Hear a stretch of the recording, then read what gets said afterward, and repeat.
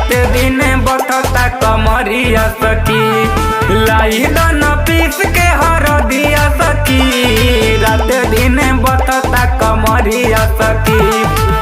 उठेला लहरिया जलन बहरिया, भइल बयौरी सरदिया सखी।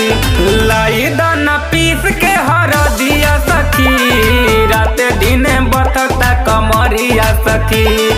लाई दन पीस के हरदिया सखी, रात दिन बथता कमरिया सखी।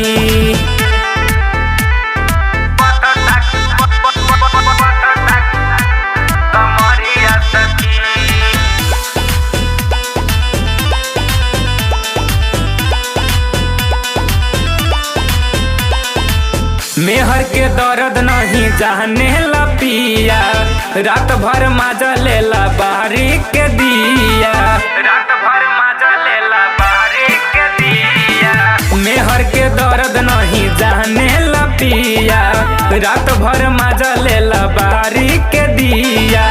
सट के पंजरिया धाके कवरिया, सुत के न ओढ़े चदरिया सखी। लाई दन पीस के हरदिया सखी, रात दिन बथता कमरिया सखी।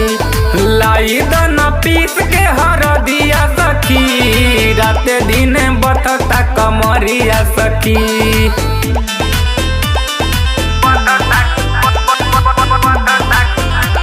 कमरिया सखी।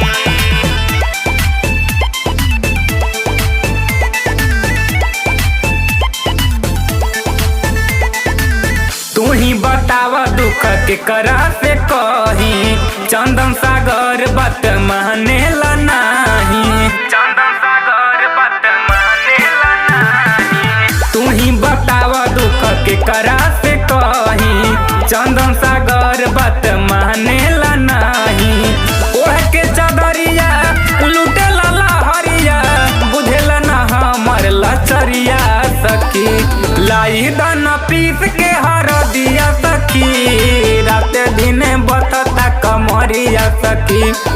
लाई दन पीस के हरदिया सखी, रात दिन बथता कमरिया सखी।